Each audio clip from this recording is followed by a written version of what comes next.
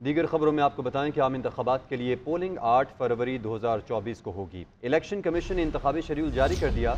20 से 22 दिसंबर तक उम्मीदवार कागजात नामजदगी जमा करवा सकेंगे। 23 दिसंबर को उम्मीदवारों के नामों की फहरिस्त जारी की जाएगी। शेड्यूल के मुताबिक 24 से 30 दिसंबर तक कागजात नामजदगी की जांच पड़ताल होगी। 3 जनवरी 2024 को कागजात की मंजूरी और मुस्तरद होने पर अपीलों की समाअत होगी। 11 जनवरी 2024 को अपीलों पर एपलेट अथॉरिटी के फैसलों का आखिरी दिन होगा। 15 जनवरी 2024 को उम्मीदवारों की नजरसानी फहरिस्त जारी की जाएगी। इलेक्शन कमीशन ने आम इंतखाबात का शेड्यूल जारी कर दिया। कागजात नामजदगी 20 ता 22 दिसंबर तक जमा कराए जा सकेंगे। उम्मीदवारों की इब्तदाई फहरिस्त 23 दिसंबर को जारी होगी। उम्मीदवारों के कागजात नामजदगी की जांच पड़ताल 24 ता 30 दिसंबर तक होगी। कागजात नामजदगी के खिलाफ एतराज़ात 3 जनवरी तक दायर किए जा सकेंगे। उम्मीदवारों के कागजात नामजदगी के खिलाफ अपीलें 10 जनवरी तक सुनी जाएंगी। उम्मीदवारों की हतमी लिस्ट 11 जनवरी को जारी की जाएगी।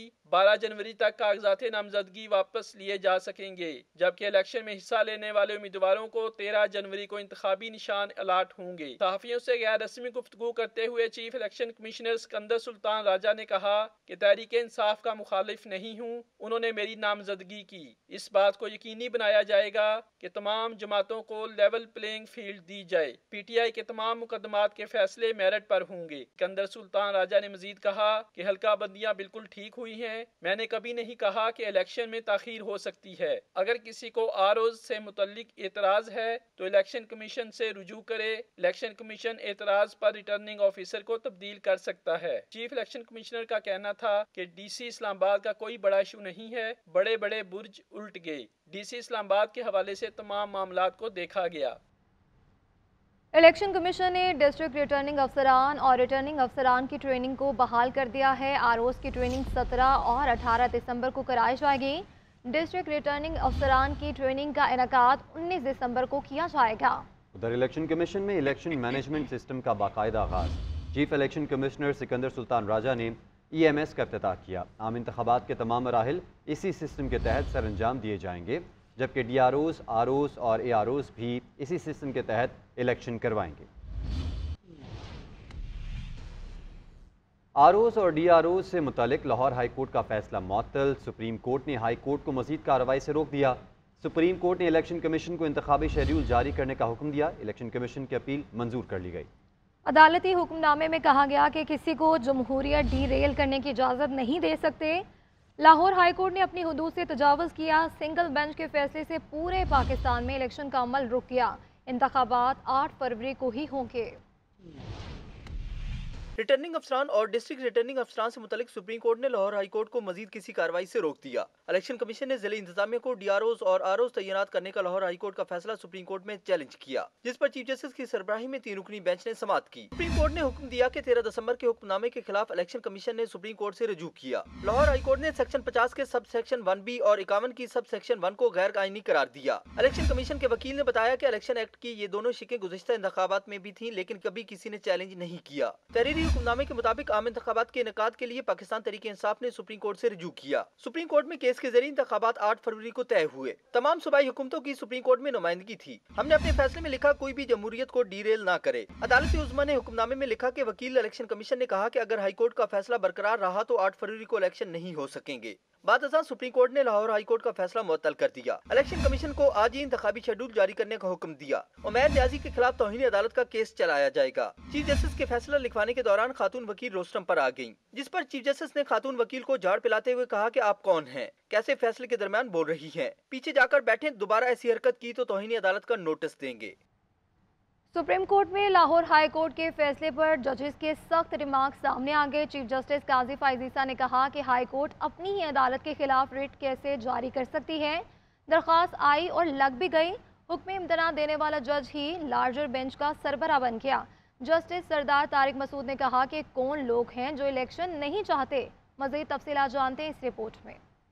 सुप्रीम कोर्ट में इलेक्शन कमीशन की दरखास्त पर समाअत के दौरान जजेस के अहम रिमार्क्स। चीफ जस्टिस काजी फैज ईसा ने इस्तफसार किया, हाईकोर्ट अपनी ही अदालत के खिलाफ रिट कैसे जारी कर सकती है। पीटीआई की दरखास्त पर सुप्रीम कोर्ट ने इंतखाबात का फैसला दिया था। उमैर नियाजी की एक दरखास्त पर पूरे मुल्क में इंतखाबात रोक दें। उमैर नियाजी की दरखास्त तो सुप्रीम कोर्ट के हुक्म की तौहीन है। चीफ जस्टिस ने मजीद कहा कि दरखास्त आई लग भी गई, हुक्म इम्तना देने वाले जज ही लार्जर बेंच का सरबराह बन गया। सुप्रीम कोर्ट ने फैसले में कहा कि उमैर नियाजी को कोई भी मसला था तो सुप्रीम कोर्ट आते। जमहूरी अमल में रुकावट नहीं डाली जाएगी। डीआरओज कैसे मुअत्तल कर दिए। हाईकोर्ट के चीफ जस्टिस कहते हैं जुडिशल अफसरान नहीं दे सकते। क्या जज ने अपना ही चीफ जस्टिस के खिलाफ रिट जारी की है। मौके पर जस्टिस सरदार तारिक मसूद ने कहा कि कौन लोग हैं जो इलेक्शन नहीं चाहते। हाईकोर्ट ने ट्रेनिंग देने से नहीं रोका था। अगर आरओ जस्टिस सरदार तारिक ने इस्तफसार किया कि क्या रिटर्निंग अफसर जानिबदार हो तो इंतजामिया से लेने का कानून का रदम हो जाए तो कभी इलेक्शन हो ही नहीं सकेगा।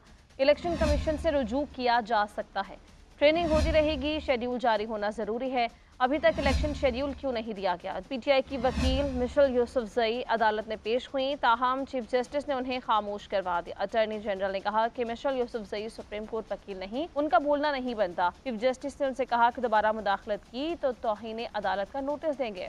नून लीग ने सुप्रीम कोर्ट के फैसले को तारीखी इकदाम करार दे दिया। नून लीग के सदर और साबिक वज़ीर आज़म शहबाज शरीफ ने तहरीक इंसाफ पर तनकीदी नश्तर चला दिए। कहते हैं पीटीआई की इंतखाबात से राह फरार इख्तियार करने की कोशिश नाकाम हो गई। फिरदौस आशिक आवान कहती हैं फैसला काबिल तहसीन है। पीटीआई के बैरिस्टर सैफ का कहना है कि अब इलेक्शन शफाफ नहीं हो सकेंगे। सियासी जमातों ने सुप्रीम कोर्ट के फैसले को जमहूरियत की फतह करार दे दिया। नून लीग के सदर शहबाज शरीफ ने कहा है कि सुप्रीम कोर्ट ने पीटीआई की जमहूरियत और आइन के खिलाफ साजिश नाकाम बना थी। पीटीआई की इंतखाबात से राह फरार इख्तियार करने की कोशिश नाकाम हो गई। वाज़ेह हो गया तहरीक इंसाफ इलेक्शन से भाग रही थी। इस्तेकाम पाकिस्तान पार्टी की रहनुमा फिरदौस आशिक आवान का कहना है कि सुप्रीम कोर्ट का दरखास्त गुजार को जारी करदा नोटिस साबित करता है कि वो जमहूरियत मुखालिफ एजेंडे पर काम कर रहे थे। मुनसिफाना इलेक्शन ही इस मुल्क को सहारा दे सकते हैं। ये मुल्क जो है गैर यकीनी अफवाहों और इंतशार की सियासत से निकल के एक मुस्तहकम सस्टेनेबल गवर्नमेंट जो कि अवामी मैंडेट से आए और अवामी फलाह बहबूद के फैसले करे और मुल्क को तरक्की और खुशहाली की राहों पर डालने के लिए अपना किरदार अदा करे। तहरीक इंसाफ के रहनुमा बैरिस्टर सैफ ने अपने रद्द अमल में इलेक्शन में ताखीर का इल्जाम मुस्तरद कर दिया। बोले हमें ब्यूरोक्रेसी पर एतबार नहीं, इलेक्शन अब साफ शफाफ नहीं हो सकेंगे। आरोज को अदलिया से होना चाहिए, एडमिनिस्ट्रेशन से नहीं होना चाहिए, क्योंकि हम ये समझते हैं कि अदलिया के तहत इलेक्शन की शफाफियत और उसका जो एक उसमें जो गैर मुनसिफाना एक एलिमेंट आ सकता है उसका तदारक हो सकेगा और शफाफ इलेक्शन हो सकेंगे। माहिर कानून अशतर ओसाफ का कहना है कि लाहौर हाई कोर्ट के ऑर्डर पर बहुत अफसोस हुआ। सुप्रीम कोर्ट ने इस फैसले को ठीक कर दिया। और हाई कोर्ट के ऑर्डर के ऊपर बात करना चाहूँगा। मुझे उस ऑर्डर पे बड़ा अचंभा हुआ और मुझे अफसोस हुआ। आइन और कानून के जो तकाजे हैं उनको पूरा किए बगैर ऐसा ऑर्डर पास किया गया। सुप्रीम कोर्ट ने उसको करेक्ट कर दिया और मैं काबिल सताइश समझता हूँ ईसीपी के इस इक़दाम को, जो उन्होंने सराहत के साथ तेजी के साथ इस पिटीशन को फाइल किया और सुप्रीम कोर्ट ने भी इसकी समाअत की। ये एक बहुत ही काबिल सताइश बात है। सियासी रहनुमाओं का कहना है कि आम इंतखाबात से मुल्क में जमहूरियत मजबूत होगी। निगरान हुकूमत का आवाम को बड़ा रिलीफ। पेट्रोल 14 रुपए फी लीटर सस्ता कर दिया गया। डीजल की कीमत में 13 रुपए 50 पैसे फी लीटर कमी। मिट्टी के तेल की कीमत 10 रुपए 14 पैसे, लाइट डीजल की कीमत 11 रुपए 29 पैसे फी लीटर कम कर दी गई। पेट्रोल की नई कीमत 267 रुपए 34 पैसे और डीजल की नई कीमत 276 रुपए 21 पैसे फी लीटर हो गई। निगरान वज़ीर आज़म अनवारुल हक काकड़ ने पेट्रोलियम मसनूआत की कीमतों में कमी की मंजूरी दी। कीमतों में कमी का इत्तलाक रात 12 बजे से हो गया। महंगाई में बड़ा रिलीफ, पेट्रोल सस्ता करने का ऐलान। निगरान वजीर आज़म ने पेट्रोलियम मसनूआत की कीमतों में कमी की मंजूरी दे दी। पेट्रोल 14 रुपए फी लीटर सस्ता, जबकि डीजल की कीमत में 13 रुपए 50 पैसे फी लीटर कमी की गई है। ओगरा ने कीमतों में कमी का नोटिफिकेशन जारी कर दिया। 14 रुपए कमी के बाद अब पेट्रोल की नई कीमत 267 रुपए 34 पैसे फी लीटर पर फरोख्त होगा। इसी तरह डीजल अब 276 रुपए 21 पैसे फी लीटर की नई कीमत पर फरोख्त होगा। अच्छी बात है कि बहरहाल पेट्रोल 14 रुपए कम हो गया, क्योंकि इस वक्त बहुत ही महंगाई बहुत ज्यादा है। ये खुशी अच्छी बात है जो 14 रुपए कम हो रहा है पेट्रोल। हम बोल रहे हैं और कम हो जाए, महंगाई बहुत ज्यादा है इस टाइम। मैं कह रहा हूँ क्या फायदा है 14 रुपए सस्ता करने का। बढ़ाने की बार ये 100 150 रुपए बढ़ाते हैं, अब सस्ता करने की बार ये 14 रुपए सस्ता कर रहे हैं। इलेक्शन आ रहे हैं, वोटें लेनी है इन्होंने। मिट्टी के तेल की कीमत में 10 रुपए 14 पैसे फी लीटर और लाइट डीजल ऑयल की कीमत में 11 रुपए 29 पैसे कमी की गई है। पेट्रोलियम मसनूआत की कीमतों में कमी का इतलाक रात 12 बजे से हो गया। देखें 14 रुपए पेट्रोल अभी कम है, अगर मजीद जो है इसकी प्राइसेस में और कमी आ जाए तो आवाम के लिए और अच्छा होगा। ये बड़ा खुशाइन इकदाम है गवर्नमेंट का, ठीक है, और ये मैं कहना चाहूँगा इसको मजीद सस्ता करें ताकि आम आवाम को और आम आदमी को रिलीफ मिल सके। शहरियों ने पेट्रोलियम मसनूआत की कीमतों में कमी को ऊँट के मुंह में जीरा करार दे दिया। 1 दिसंबर को हुकूमत ने पेट्रोल की कीमत बरकरार रखने का फैसला किया था। निगरान वज़ीर दाखिला सरफराज बुगटी मुस्ताफ़ी, निगरान वज़ीर आज़म ने इस्तीफ़ा मंजूर कर लिया। ज़राए के मुताबिक सरफराज बुगटी ने आम इंतखाबात में हिस्सा लेने के लिए इस्तीफ़ा दिया। आइंदा इंतखाबात मुस्लिम लीग नून के टिकट पर लड़ेंगे। चंद रोज़ में लीगी क़यादत से मुलाकात मुतवक्किल है। उधर बलूचिस्तान के निगरान सूबाई वज़ीर खेल और सकाफत नवाबज़ादा जमाल रईसानी और निगरान मुशीर बराए मादनियात और मादनी तरक्की सरदारज़ादा उमैर हसनी अपने अपने ओहदों से मुस्ताफ़ी हो गए।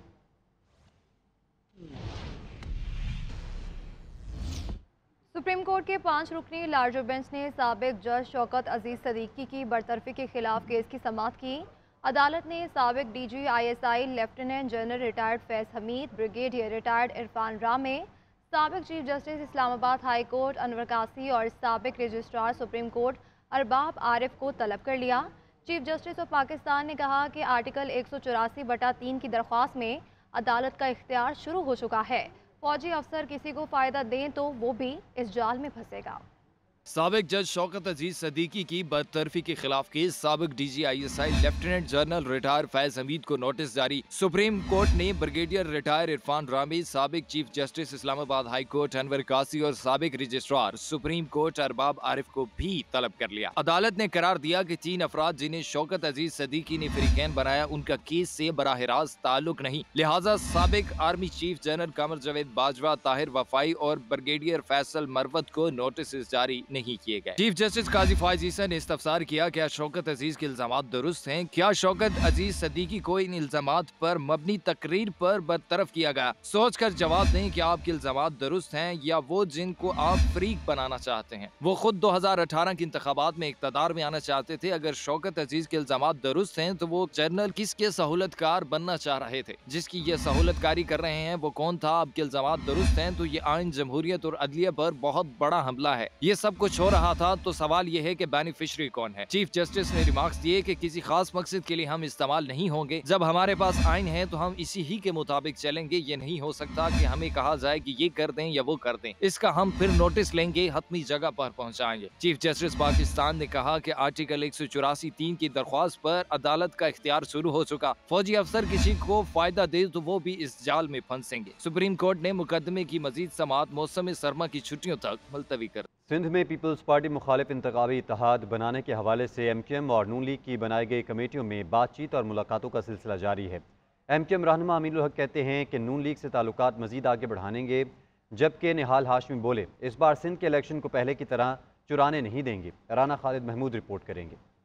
सिंध में पीपल्स पार्टी मुखालिफ इंतखाबी इत्तेहाद बनाने के हवाले से MQM और नून लीग की बनाई गई कमेटियों में बातचीत और मुलाकातों का सिलसिला जारी। तीसरे दौर की गुफ्तगू के लिए निहाल हाशमी की क़यादत में लीगी वफ़द पाकिस्तान हाउस पहुंचा, जहां अमीनुल हक और दीगर ने उनका इस्तकबाल किया। मुलाकात के बाद मीडिया से गुफ्तगू में MQM के अमीनुल हक ने कहा कि कुछ चीज़ों पर हमारा इत्तेफाक हुआ है, नून लीग से ताल्लुकात मजीद आगे बढ़ाएंगे। MQM सिर्फ शफाफ इंतखाबात चाहती है। हमने कुछ चीज़ों पे आपस में PMLN और MQM पाकिस्तान ने इत्तफाक किया है और कुछ चीज़ें ऐसी हैं कि जो हम आपस में मुस्तकबिल में भी बैठेंगे। MQM पाकिस्तान शुरू दिन से क्या कहती चली है कि यस, हर सूरत में आज़ादाना, मुनसिफाना, शफाफ और पुरअमन इंतखाबात के इनेकाद को यकीनी बनाया जाए। जबकि लीगी रहनुमा निहाल हाशमी ने कहा कि इस बार सिंध के इलेक्शन को पहले की तरह चुराने नहीं देंगे। साबिक वजीर दाखिला के भाई को ज्वाइंट इलेक्शन कमिश्नर सिंध नामजद किया गया, जो नाकाबिल कबूल है। इस बार हम इलेक्शन चुराने नहीं देंगे और इसके लिए हम आज इस प्लेटफॉर्म से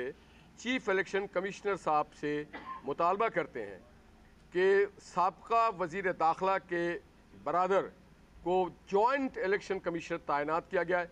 बराए मेहरबानी आप उस पर नजर सानी करें। MQM की जानिब से सिंध में पीपल्स पार्टी मुखालिफ इत्तेहाद बनाने के लिए नून लीग के अलावा JDA और JUI से भी बातचीत का सिलसिला जारी है, जबकि सुन्नी तहरीक का वफ़द भी कल MQM के दफ्तर पहुंचेगा। कैमरामैन मोहम्मद शुएब के साथ राना खालिद महमूद, GNN कराची।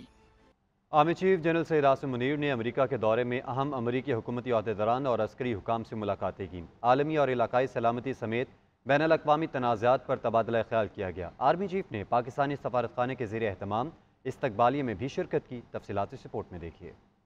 ISPR के मुताबिक आर्मी चीफ से secretary of state Antony Blinken, secretary दफा जनरल लॉयड जे ऑस्टिन की मुलाकातें हुई। जनरल आसिम मुनीर की अमरीकी chairman joint chief of staff general Charles Q Brown, नायब अमरीकी वजीर खारजा विक्टोरिया नोलैंड, नायब कौमी सलामती मशीर जोनाथन फाइनर से भी मुलाकात हुई। आर्मी चीफ ने इलाकाई सलामती को दरपेश चैलेंजेस पर बात की और मसले कश्मीर अक़वाम मुत्तहिदा की करारदादों के मुताबिक हल करने की अहमियत को उजागर किया। जनरल सैयद आसिम मुनीर ने बैरून मुल्क पाकिस्तानियों के लिए वीज़ों की रुकावट, खुसूसी स्क्रीनिंग और इस तरह की दीगर गुमराहकुन अफवाहों को रद्द किया। जनरल आसिम मुनीर ने बैरून मुल्क मुकीम पाकिस्तानी कम्युनिटी के अरकान से भी बात की और उनके मुल्क की तरक्की के मुस्बत किरदार और कोशिशों को सराहा। आर्मी चीफ ने SIFC की कामयाबियों का जिक्र किया और बैरून मुल्क पाकिस्तानियों को पाकिस्तान में सरमायाकारी की दावत भी दी। तर्जुमान पाक फौज के मुताबिक बैरून मुल्क पाकिस्तानी कम्युनिटी ने फौज की मुल्क के लिए खिदमात को सराहते हुए कहा कि फौज पाकिस्तान हमारा फख्र है।